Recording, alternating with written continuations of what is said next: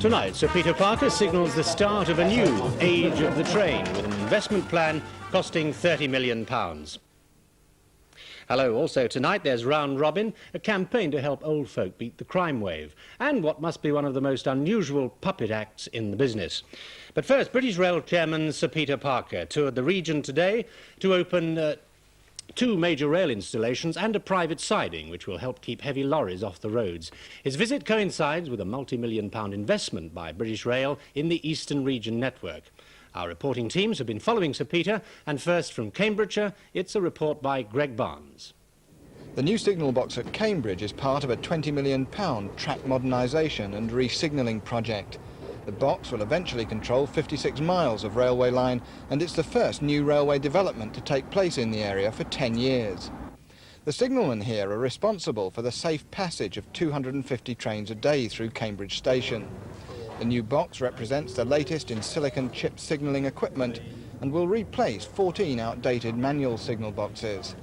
Sir Peter used some of that new technology when he declared the box officially open.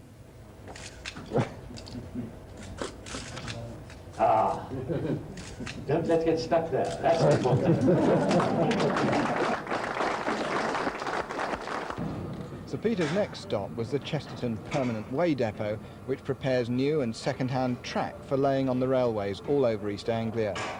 The depot is one of the most modern and best equipped on British Rail, and the reconditioning of old but still serviceable track will save nearly £2 million this year alone.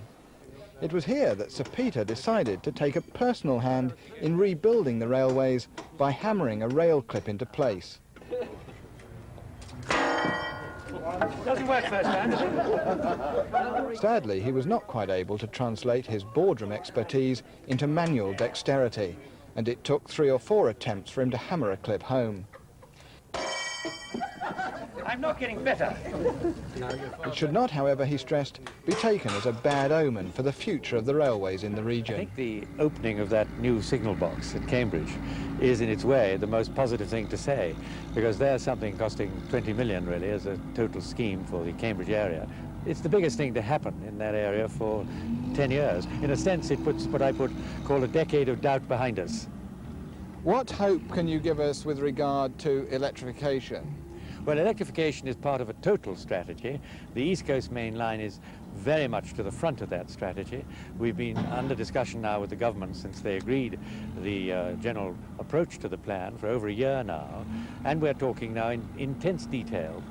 I would hope that by the turn of the year we're a little bit clearer, because I want to see also that we are running the electrification equipment from Bedford St Pancras. I want to get that all sorted out, and then we can push on.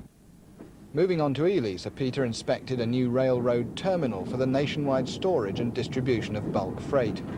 The terminal is run by G.G. Papworth Limited, who received a grant of £105,000 from the government towards the cost of updating rail facilities. The depot, said Sir Peter, was an excellent example of how private and public enterprises could work profitably in harmony.